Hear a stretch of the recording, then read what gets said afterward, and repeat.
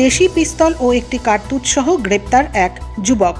গোপন সূত্রের খবরের ভিত্তিতে বাগডোগরা থানার পুলিশ ভুট্টাবাড়ি সংলগ্ন 31 নম্বর জাতীয় সড়কের ওপর থেকে এক সন্দেহজনক যুবককে তল্লাশি চালালে তার কাছ থেকে একটি দেশি পিস্তল ও একটি কার্তুজ উদ্ধার করে। ঘটনায় যুবককে আটক করে নিয়ে আসা হয়। ধৃত যুবকের নাম চন্দন দাস। ধৃত ভুজিয়াপানির বাসিন্দা বলে জানা গিয়েছে। পুলিশ সূত্রে জানা গিয়েছে, বিহার থেকে বিক্রির উদ্দেশ্যে এই পিস্তল ও কার্তুজ বাগডোগরায় নিয়ে এসেছিল ধৃত। হাত বদলের আগেই বাগডোগরায় ভুট্টাবাড়ি থেকে ওই যুবককে গ্রেপ্তার করে বাগডোগরা থানার সাদা পোশাকের পুলিশ।